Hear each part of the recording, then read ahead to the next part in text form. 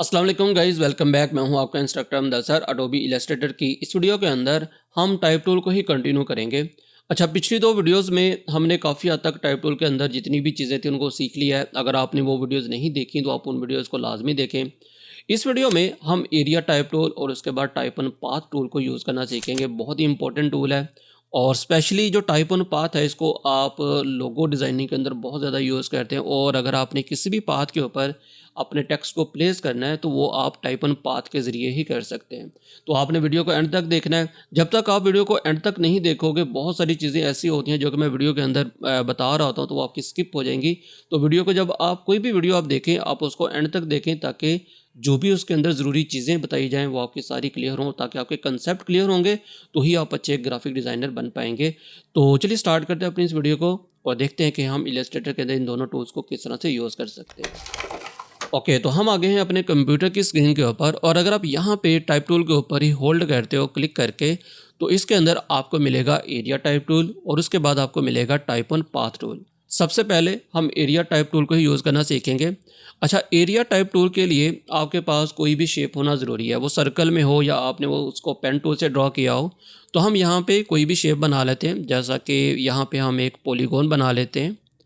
और अब मुझे क्या करना है कि मुझे इसके अंदर अपने टेक्स्ट को लिखना है।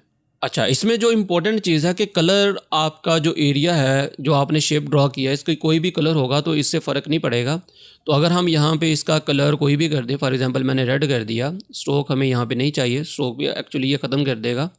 तो अब हमारे पास ये एक शेप है और मुझे अपने टेक्स्ट को इसके अंदर टाइप करना है। अगर मैं यहाँ पे टाइप टूल को ये भी सिलेक्ट करूँ और अगर आप माउस के कर्सर के साथ देखें तो आपको एक स्क्वायर बॉक्स नज़र आ रहा है।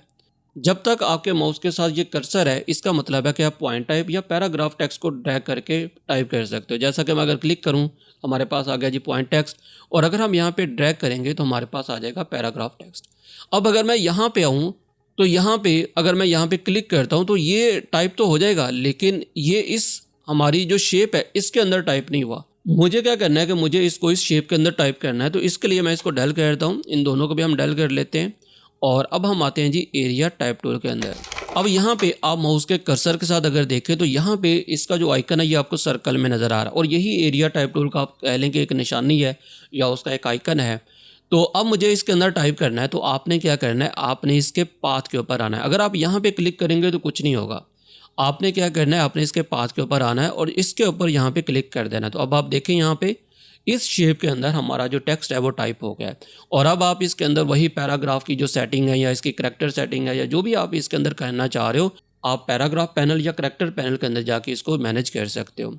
इसके अलावा कोई भी शेप हो, हम पेन टूल से कुछ ड्रॉ कर लेते हैं। जैसा कि हमने यहाँ पे हमें कुछ ड्रॉ कर लिया, ये ऐसे करके कोई मतलब नहीं इसका बन रहा, तो हमने यहाँ पे आके इसको ओके कर दिया। अब ये हमारे पास शेप आ गई और अभी इसके अंदर ब्लैक कलर है, तो हम आते हैं जी दोबारा से एरिया टाइप टूल के ऊपर ही और यहाँ पे आके अगर हम यहाँ पे क्लिक करते हैं तो देखें इसके अंदर भी आपका जो टेक्स्ट है लिखा जाएगा। तो आपके पास किसी भी तरह की शेप हो, आपने जस्ट एरिया टाइप टूल को सिलेक्ट करना है और आपने उसके ऊपर क्लिक कर देना है। हम एरिया टाइप टूल को नॉर्मल टूल के साथ भी यूज़ कर सकते हैं, जो कि हमारा टाइप टूल है। तो मैं इसको यहाँ पे डल करता हूँ, इसको भी डल करते हैं और अब हम यहाँ पे दोबारा से एक सर्कल बना लेते हैं इलिप्स टूल की मदद से और यहाँ पे हम एक सर्कल बना लेते हैं और मुझे इसके अंदर टाइप करना है।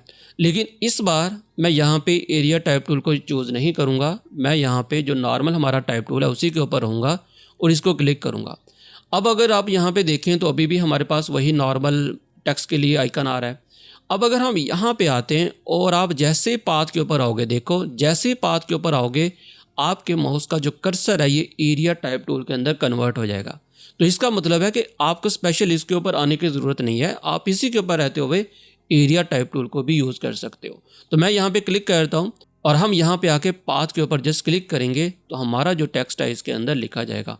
अब जो भी इसके अंदर हमने काम करना होगा वो हम कर सकते हैं। तो हम आ जाते हैं यहाँ पे पैराग्राफ पैनल के अंदर, टाइप और पैराग्राफ पैनल, बल्कि करैक्टर को हम ओपन कर लेते हैं और इसके अंदर हम पैराग्राफ के अंदर जाके इसको जस्टिफाई लेफ़्ट कर लेते हैं। और अगर आपको पैराग्राफ के दरमियान स्पेस चाहिए तो हम बिफोर पैराग्राफ या आफ्टर पैराग्राफ को यूज़ कर सकते हैं। तो मैं यहाँ पे कर लेता हूँ 10 और यहाँ पे अब पैराग्राफ काफ़ी अच्छे से हमें रीडेबल है।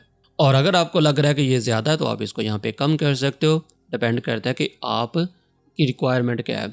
तो ये था हमारे पास जी सबसे पहला टूल जो कि था एरिया टाइप टूल। अब हम बात करते हैं जी टाइप ऑन पाथ के ऊपर। इसको मैं यहाँ पे ले आता हूँ और अब बात करते हैं जी टाइप ऑन पाथ के ऊपर। तो आपके पास कोई भी पाथ है, वो सर्कल है या आपने पेन टूल से कोई पाथ ड्रॉ किया, आप अपने टेक्स्ट को उसके ऊपर प्लेस करना चाह रहे हो उस पाथ के ऊपर, तो उसके लिए हम यूज़ करते हैं टाइप ऑन पाथ टूल।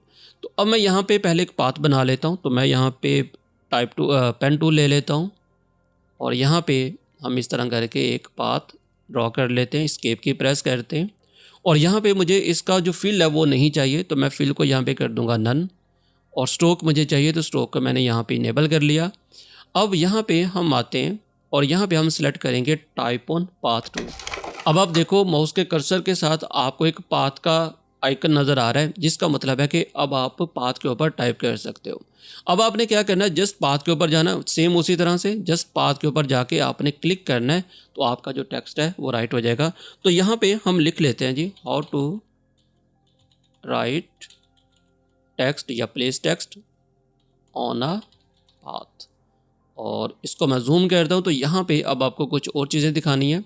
सबसे पहले तो मैं फ़ॉन्ट का जो साइज़ है वो बढ़ा लेता हूँ। तो हम यहाँ पे आते हैं और फ़ॉन्ट का जो साइज़ है वो अपना इंक्रीज़ कर लेते हैं। तो आई थिंक यहाँ पे काफ़ी है। और अगर मैं यहाँ पे क्लिक करूँ तो अब यहाँ पे आपको 3 चीज़ें नोट करनी है। सबसे पहले आपको यहाँ पे एक लाइन नज़र आ रही है, एक आपको सेंटर में नज़र आ रही है, एक आपको लास्ट पे नज़र आ रही है। जो पहली लाइन आपको नज़र आ रही है, आप इसको स्टार्ट पॉइंट भी कह सकते हैं, आप इसको स्टार्ट मार्जिन भी कह सकते हैं। इसकी मदद से आप अपने टेक्स्ट को इधर उधर मूव कर सकते हैं। आप ऊपर नीचे कर सकते हो, नीचे लेके आओगे। ये जो पाथ है, अगर आप इसको इस वाली ये जो लाइन है इसको इसके नीचे ड्रैग करोगे तो ये इस पाथ के नीचे आ जाएगा, और अगर आप ऊपर की तरफ करोगे तो ये आपके पाथ के ऊपर प्लेस हो जाएगा। अब ये वाला क्या है कि ये आपका है एंड मार्जिन, या आप किसको कह लें एंड पॉइंट। इसकी मदद से हम अपने टेक्स्ट को एडजस्ट कर सकते हैं। अब देखें, एक हमारे पास ये हो गया जी एंड पॉइंट, ये हो गया स्टार्ट पॉइंट। अगर हम स्टार्ट पॉइंट को थोड़ा सा कम करेंगे तो क्या होगा, हमारा जो टेक्स्ट है वो कट जाएगा। अगर आप इधर से करोगे तब भी कटेगा, अगर आप इधर से करोगे तब भी कटेगा। देखो अब मैं इसको इस तरफ लेके आता हूँ, देखो क्या हो रहा है।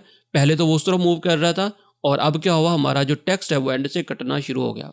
इसी तरह अगर हम इधर से टेक्स्ट को दोबारा से रिवील करना चाह रहे हैं तो आप इसको इस तरह करके ड्रैग कर लो, और इसी तरह से हम सेम वही काम इधर भी कर सकते हैं। अगर आप एंड पॉइंट को या एंड मार्जिन को इधर लेके आओगे, आप इसको लेफ्ट जानब लेके आओगे, तो यहाँ पे आपका जो टेक्स्ट है वो कट जाएगा। तो अब मुझे दोबारा से अपने टेक्स्ट को लेके आना है, तो मैं यहाँ पे इसको इस तरह से ड्रैग कर लूँगा। और ये सेंटर के बारे में मैं आपको ऑलरेडी बता चुका हूँ कि इसकी मदद से हम अपने टेक्स्ट को पाथ के ऊपर मूव कर सकते हैं, और अगर आप इसको नीचे की तरफ लेके आना चाह रहे हो तो आप इसको नीचे की तरफ ड्रैग कर सकते हो। अच्छा, अब हम सर्कल के ऊपर ड्रा करते हैं। इसको मैं यहाँ पे ऊपर लेके आता हूँ और हम इसी पाथ को सर्कल के ऊपर यूज़ करते हैं, और हम यहाँ पे एक सर्कल बना लेते हैं, और मुझे अपने टेक्स्ट को इस सर्कल के ऊपर इसी तरह से प्लेस करना है जिस तरह के हमारा सर्कल घूम रहा है राउंड में। तो अब मैं आता हूँ जी यहाँ पे, और अब की बार मैं इसको यूज़ नहीं करूँगा, मैं टाइप टूल को यूज़ करूँगा। अभी मैंने थोड़ी देर पहले आपको बताया कि अभी अगर आप इसके ऊपर माउस को लेके आते हो तो आप पाथ के ऊपर जैसे ही आते हो हमारे पास आ जाता है एरिया टाइप टूल। अगर आप पाथ के ऊपर टाइप करना चाह रहे हो तो आपको क्या करना है, अब आल्ट प्रेस करना है। आल्ट की प्रेस करोगे, ये हमारे पास पाथ के अंदर कन्वर्ट हो जाएगा। अब आप क्लिक करोगे तो यहाँ पे ये टेक्स्ट हमारा राइट हो जाएगा। और अब हम इसको अपने हिसाब से टाइप कर लेते हैं। तो मैं यहाँ पे लिख लेता हूँ जो हाउ टू, और इसका जो साइज़ हम थोड़ा सा कम करते हैं क्योंकि मुझे ये सेंटर में लेके आना है, तो मैं इसको थोड़ा सा कम कर लेता हूँ। आई थिंक इतना काफ़ी है। और अब सेम वही चीज़ यहाँ पे भी है। यहाँ पे आपको मिलेगा जी स्टार्ट पॉइंट और एंड पॉइंट। अगर मैं जूम करूँ तो देखिए दोनों आपको एक ही जगह पे नज़र आ रहे हैं, और ये हमारे पास क्या है, सेंटर पॉइंट। तो इसकी मदद से हम अपने टेक्स्ट को यहाँ पे सेंटर में कर लेते हैं। अच्छा, ये जो गड़बड़ हो रही है ना, ये इस वजह से हो रही है क्योंकि हमारा एंड पॉइंट और स्टार्ट पॉइंट दोनों करीब करीब ही थे। तो अब आप इनको यहाँ पे एडजस्ट कर लो अपने हिसाब से। दोबारा क्लिक करता हूँ और इसको हम यहाँ पे एडजस्ट कर लेते हैं यहाँ पे, और इसी तरह से इसको यहाँ पे एडजस्ट कर लो, और अब हम अपने टेक्स्ट को यहाँ पे सेंटर में कर लेते हैं। तो आई थिंक यहाँ पे ये हमारे पास एग्जैक्ट सेंटर के अंदर आ गया। अब मुझे इसी टेक्स्ट को दूसरी तरफ भी करना है, तो मैं क्या करूँगा, इसी की कॉपी ले लूँगा, या मैं एक नया सर्कल भी बना सकता हूँ, लेकिन मैं इसी की कॉपी ले लेता हूँ। कंट्रोल सी और कंट्रोल F कर दूंगा तो सेम जगह पे प्लेस हो जाएगा। अब मुझे इसको नीचे की तरफ लेके आना है, तो सबसे पहले तो हम इसको ले आते हैं जी यहाँ पे नीचे, हम आगे जी यहाँ पे नीचे, और अब मुझे यहाँ पे इसको सीधा करना है। अभी आप देखें ये आपका जो टेक्स्ट आपको उल्टा नज़र आ रहा है, तो हमें इसको रीडेबल बनाना है।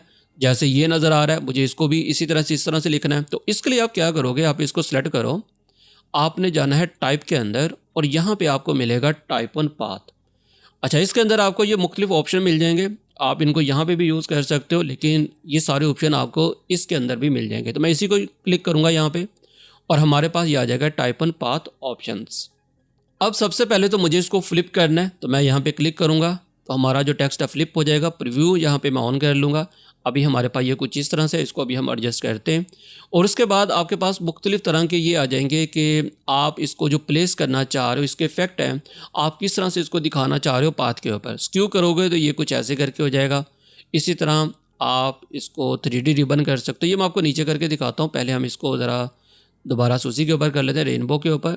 अब यहाँ पे हमारे पास है अलाइन टू पाथ, तो हम इसको कर लेते हैं जी असेंडिंग। ये क्या होगा कि आपके पाथ के ऊपर ये इसको प्लेस कर देगा।